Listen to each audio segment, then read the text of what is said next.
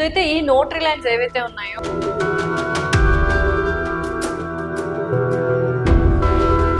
కేసీఆర్ గారు ఉంది, రాజశేఖర్ గారు. బట్ ఈ హైడ్రా ఇంత ఎఫెక్టివ్ గా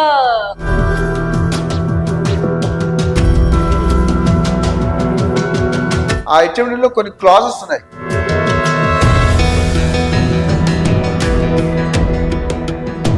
ల్యాండ్ ఎక్కువ ఉంది, మనం ఎక్కడ పడితే అక్కడ వెంచర్ చేసాం.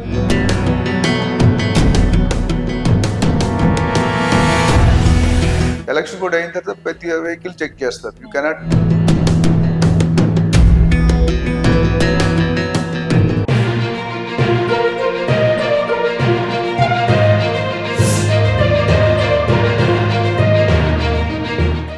సో అయితే ఈ నోటరీ ల్యాండ్స్ ఏవైతే ఉన్నాయో ఆల్రెడీ రెసిడెన్షియల్ ఏరియాస్ బిల్టప్ అయిపోయాయి వాటి మీద, అండ్ ఇప్పుడు ఆ నోటరీ ల్యాండ్స్ మనం రిజిస్ట్రేషన్ కి కన్వర్ట్ చేసుకోవచ్చా?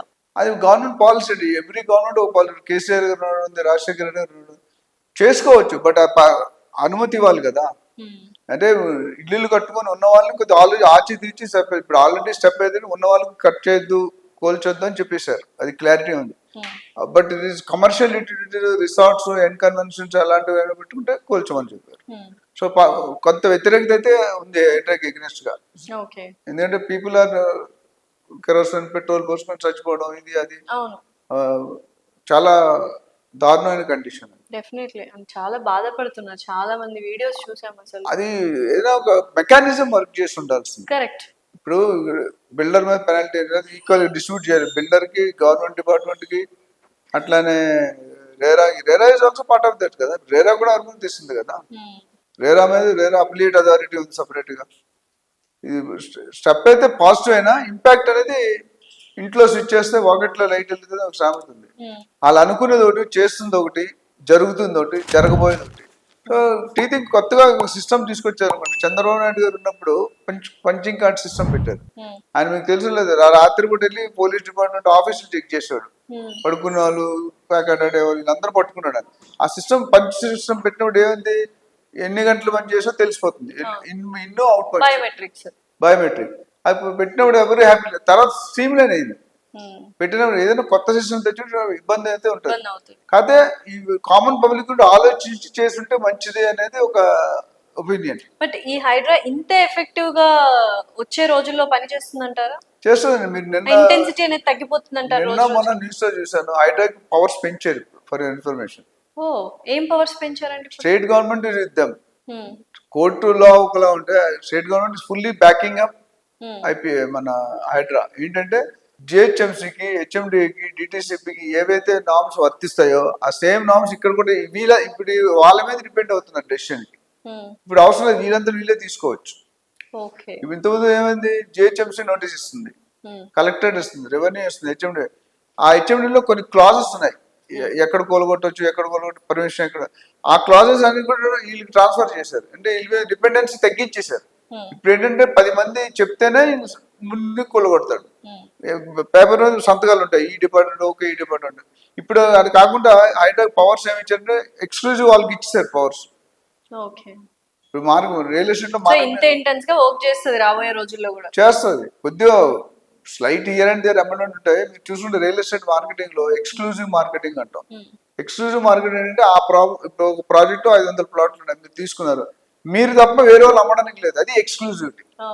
జనరల్ మార్కెట్ 100 బ్రోకర్స్ ఉంటారు, 100 మంది చేస్తే ఎవరికి వస్తుందో తెలియదు. సో అయితే ఇప్పుడు హైడ్రాకి ఇంకా కొన్ని సూపర్ పవర్స్ ఇచ్చారు కాబట్టి రియల్ ఎస్టేట్ ఎలా ఉండబోతుంది? ఫుల్ టైట్నింగ్ చేసేసారు కదా. ఒకటి గుర్తుపెట్టుకోండి, నిజంగా హైడ్రా ఫుల్ ఫార్ములా పర్ఫార్మ్ చేస్తే 30% హైదరాబాద్ ఎగిరిపోద్ది. 25-30% ఎగిరిపోద్ది ఉండదు. ఎందుకంటే 1750 చెరువులు ఉండేవి 50 సంవత్సరాలు 40 సంవత్సరాలు. 750 చెరువులకు వచ్చాయి. అంటే 100 చెరువులు, 1000 చెరువులు. అవును, సగానికి సగం actually. More than half, 65% or 60%. So ఆ చెరువులు ఏమైనా ఇప్పుడు ఈ యాక్షన్ తీసుకోకపోతే ఫ్యూచర్ ఈ 750 చెరువులు కూడా ఇంకో 20 సంవత్సరాల తర్వాత ఉండవు. హైదరాబాద్ మొత్తం కొట్టుకుపోతుంది. చెరువులు అసలు చెరువులు ఎందుకు పెట్టారండి కాన్సెప్ట్? గ్రామానికి నీళ్లు తాగడానికి నీళ్లు కావాలి, తాగునీరు. అంటే ఎక్కువ వర్షం వచ్చినప్పుడు కూడా ఎక్కువ ఉంటది, కుంటలు ఉంటాయి నీరు ఫిల్ అవ్వడానికి. సో బఫర్ అనేది ఎందుకు, ఎఫ్టీఎల్ అనేది ఏంటి, వర్షాకాలంలో మొత్తం నిండిపోతుంది చెరువు, నిండిపోయి పక్కకి స్ప్రెడ్ అవుతుంది. కొంత ఇప్పుడు సముద్రంకి వెళ్ళారు అనుకోండి మీరు, ఫుల్ ట్యాంక్ లెవెల్ జోన్ వరకు వెళ్తుంది యాక్చువల్లీ. వెళ్ళిపోయి ఒక కొంతవరకు మాట వదిలేస్తుంది. అంటే ఎండాకాలంలో ఎండిపోతే, వర్షాకాలంలో నిండిపోతే, మధ్యకాలంలో మిడిల్గా ఉంటుంది. మిడిల్ గా ఉంటుంది. ఎక్కడి వరకు అయితే స్ప్రెడ్ అవుతుందో అది ఎఫ్టీఎల్ అన్నారు. FTL. ఎందుకన్నారు ఎఫ్టీఎల్ అంటే అక్కడ కడితే లూజ్ సాయిల్ ఉంటుంది, సాయిల్ వెట్ ఉంటుంది, ప్లస్ మీరు ఇక్కడ కన్స్ట్రక్షన్ బిల్డింగ్లు కమర్షియల్ యాక్టివిటీ డ్రైనేజ్ గార్బేజ్ ఎక్కడికి వెళ్తుంది, నీటిలోకి వెళ్తుంది, తాగే నీళ్ళు కదా. అవును. అక్కడ నుండి అదే 10 ఎకరాల కంటే తక్కువ అయితే చెరువు 9 మీటర్లు బఫర్ జోన్ 9 మీటర్స్, అదే 25 ఎకర్స్ కంటే ఎక్కువ అయితే 30 మీటర్స్ బఫర్ జోన్. సో మరి మీరు అన్నట్టు రియల్ ఎస్టేట్ డౌన్ అయిపోతుందా? డౌన్ ఏమవుదండి ఇప్పుడు. అంటే ఇప్పుడు ల్యాండ్ ఎక్కువ ఉంది, మనం ఎక్కడ పడితే అక్కడ వెంచర్స్ చేసాం, గోల్డ్ అంత ప్లాట్స్ ఉన్నాయి. So real estate boom, demand and supply కాబట్టి ఎంత డిమాండ్ ఉందో అంత సప్లై చేయాలి. అవును, సో అలా సప్లై చేయనప్పుడు two things, either high rates కి వెళ్ళిపోతాయి ఉన్నవి కొన్ని కాస్త, లేదు అంటే అసలు వద్దే వద్దు అన్నట్టుగా ఉండిపోద్ది. సో ఈ రెండిట్లో ఏదవుతుంది? మీరు రియల్ ఎస్టేట్ చాలా వీడియోస్ చేస్తారు కదా, మీరు చెప్పండి లాస్ట్ 10 నెలల్లో tell me one builder name reduce his price, తగ్గించారా? No one. మరి బిజినెస్ తగ్గియాలి కదా. But I'm talking overall real estate business లో మీరు చూసుకున్నట్లయితే లాస్ట్ 1 month లో రిజిస్ట్రేషన్స్ కూడా తగ్గాయని విన్నాం. తగ్గాయి ఇప్పుడు.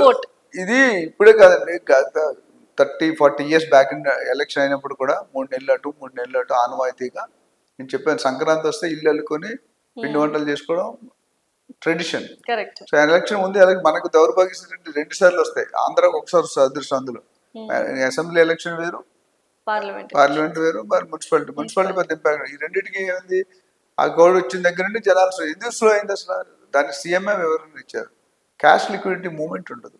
ఎలక్షన్ కూడా అయిన తర్వాత ప్రతి వెహికల్ చెక్ చేస్తారు, you cannot carry more than 50,000 ఏదో నామ్ ఉంది. సో అప్పుడు అమరావతి క్యాపిటల్ అయిన తర్వాత, అంటే చంద్రబాబు నాయుడు గారు అధికారంలోకి వచ్చాక అమరావతిలో రేట్స్ పెరిగిపోతున్నాయి, హైదరాబాద్ లో రియల్ ఎస్టేట్ తగ్గిపోతుంది అన్న. ఇప్పుడు మళ్ళీ హైడ్రా వచ్చింది, సో రియల్ ఎస్టేట్ కొంచెం ఎఫెక్ట్ అయింది, ఇప్పుడు మళ్ళీ అమరావతిలో పుంజుకుంటుంది అంటారు. What is this, is it right are not? అవన్నీ ఇప్పుడు ఇదిగో తోక అంటే అదిగో పులి అంటారు మీడియా వాళ్ళు, ఎస్పెషల్లీ మన ఛానల్సే. అది కొంతవరకు ఫ్యాక్ట్ ఉంటుందండి, అంత 100% ఫ్యాక్ట్ ఉంటుంది. చంద్రబాబు నాయుడు ఇప్పుడు మీ ఛానల్ ఉందండి, మీ ఛానల్ పక్కన ఇంకో 2 ఛానల్ పెట్టారు, మీ బిజినెస్ పడిపోతుందా? లేదు. మీ ఛానల్ ఇప్పుడు రోజుకో ఛానల్ పుట్టుకొస్తుంది. మేబీ ఇఫ్ ఆ 2 ఛానల్స్ కొంచెం లీడ్ లో ఉంటే మనకు కొంచెం ఫ్లోటింగ్ తగ్గుతుంది కదా, ఎవరి స్ట్రెంగ్త్ కొద్దిగా ఎఫెక్ట్, గ్రాఫ్ లో కొంచెం ఎఫెక్ట్ అనేది వస్తుంది. అది మీ సర్వీస్ పెట్టి ఉంటుందండి. ఇప్పుడు కూడా కొంతమంది బిల్డర్స్, పెద్ద బిల్డర్స్ పేర్లు చెప్పితే వాళ్ళు ప్రమోట్ చేసి ఉంటుంది. టైమ్లీ December 24 అంటే November 24 ఇచ్చేస్తున్నారు.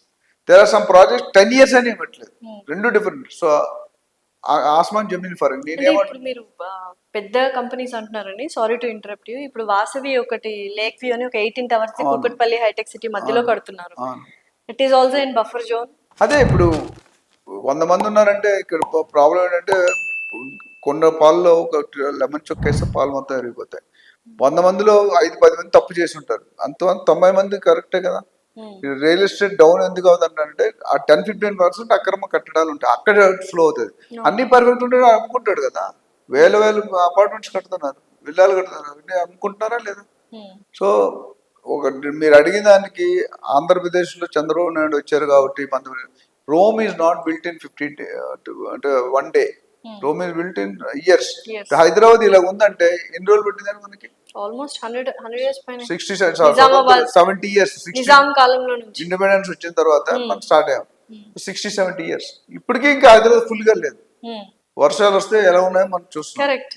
మరి చంద్రబాబు నాయుడు గారు వచ్చారు, is a senior politician, very good administrator, మంచి ఎక్స్పీరియన్స్, 3 సార్లు సీఎం, ఇది 4వ సారి సీఎం. బట్ కావాల్సిన విటమిన్ ఏమో కావాలి, అక్కడ డబ్బులు ఏవి? ఇన్వెస్ట్మెంట్ ఎప్పుడు పెడతారండి ఎవరైనా? మనీ వచ్చినప్పుడు, ఫ్లో ఉన్నప్పుడు. ఇన్ఫ్రాస్ట్రక్చర్ ఉండాలి ఫస్ట్. మన హైదరాబాద్ చాలా మన కంపెనీస్ ఉన్నప్పుడు, ఇన్ఫ్రాస్ట్రక్చర్ ఉన్నప్పుడు, సోఫిస్టికేటెడ్ టెక్నికల్ ఇది ఉన్నప్పుడు, సో మెనీ థింగ్స్. ఇన్ఫ్రాస్ట్రక్చర్ ఉంటే ఎన్ఆర్ఐస్ వస్తాయి, అంటే ఫండింగ్ వస్తుంది, ఎఫ్డిఐస్ ఫండింగ్ వస్తే ఇండస్ట్రీస్ వస్తాయి, ఎంప్లాయ్మెంట్ వస్తే మిగతా అన్ని డెవలప్. Urbanisation, civilisation, everything. కుక్కడపల్లిలో 25 years బ్యాక్ ఏముందంటే నథింగ్. JNTU యూనివర్సిటీ ఉంటుంది. నాకు తెలిసి 25 years కూడా కాదనుకుంటాను, 15 years బ్యాక్ కూడా ఇంత అయితే లేదు. ఇప్పుడు ఏమైంది, ఇసుకేస్తే రావట్లేదు. ఎంతో మంది రిగ్రెట్ అవుతారు, అక్కడ కొనుంటే బాగుండేది అని. ఇప్పుడు మోకిలలో 10 years 15 years బ్యాక్ 5,000 ఎవరు కొనేవారు, ఈ రోజు 70-80,000 కొంటున్నారు. శోభన్ బాబు గారి ఫార్ములా ఏంటంటే ఈ ప్రపంచంలో ఎప్పటికీ పెరిగేది ఏంటో తెలుసా? పాపులేషన్. జనాభా అందుకని మనం నెంబర్ 1 లో ఉన్నాం. చైనాను కూడా బీట్ ఇప్పుడు చేసాం. బీట్ చేసేసాం 140 crores 145 145 అనుకుంటా. సో ఎప్పటికీ పెరగింది ఏంటి? భూమి, రైట్? సో ఈ 50 సంవత్సరాల ముందు భూమి ఎంత ఉందో ఇప్పుడు కూడా భూమి అంతే ఉంది. నెక్స్ట్ 50 సంవత్సరాల తర్వాత కూడా భూమి అంతే ఉంటుంది. అంటే నేను ఏం చెప్పాలనుకుంటే ఈ భూమిలో కూడా 100%లో 75% ఓషన్స్ ఉన్నాయి టోటల్ ఎస్టిమేట్లో. ఇంకొక 5% గుట్టలు, కొండలు, హిల్స్ ఉన్నాయి. అంటే మిగిలింది ఎంత ఉంది? 20% ఉంది. ఈ 20%లో రేట్లు ఎప్పుడు పెరుగుతాయండి? Demand is more, supply is less, రేట్లు పెరుగుతాయి. ఆపోజిట్ ది రేట్లు తగ్గుతాయి.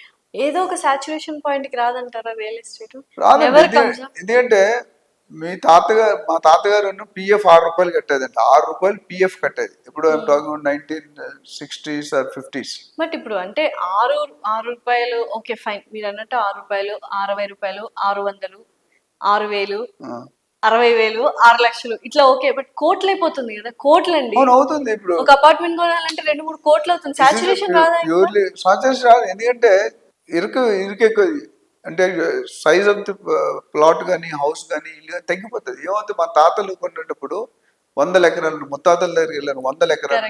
తాతలకు వచ్చేసరికి 5-10 ఎకరాలు అయింది.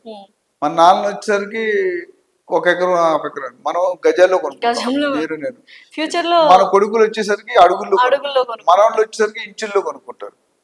మునివాళ్ళు వచ్చేసరికి సెంటీమీటర్లో కొనుక్కుంటారు. అంతే. ఎందుకంటే ఉండాలి, యూ హావ్ టు సర్వైవ్. ఇప్పుడు కోకాపేటలో ఎందుకు అంత రేటు? ఎఫ్ఎస్ఐ లిమిట్ తీస్తారు.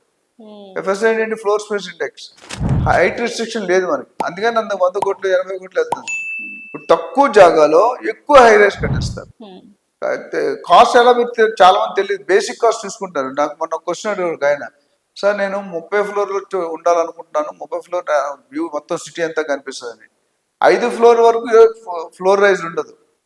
6వ ఫ్లోర్ నుండి ఎవ్రీ ఫ్లోర్ కి స్క్వేర్ ఫీట్ కి 50 రూపాయలు, 100 రూపాయలు పెరుగుతుంది. 150, 200 కూడా. సో యావరేజ్ 100 రూపాయలు వేసుకోండి. మీరు ఒక 2000 అడుగులు కొనుక్కున్నారు, 5వ ఫ్లోర్ వరకు 1 కోటి రూపాయలు అయింది అనుకోండి. 30వ ఫ్లోర్ కి ఎంత అవుతుందండి? ఒక ఫ్లోర్ కి 100 రూపాయలు వేసుకుంటే 2000 × 100 2 లక్షలు. 30 ఫ్లోర్లు పెరిగితే 60 లక్షలు పెరిగింది. అవునా? 60 లక్షలు ఇది ప్లస్ దాంతో పాటు amenities, club house, lake view, north east park పక్కన ఉంది, ప్రీమియం రేట్స్. అంటే 1 కోటి రూపాయలు మీరు 2 కోట్లు కొనుక్కోండి.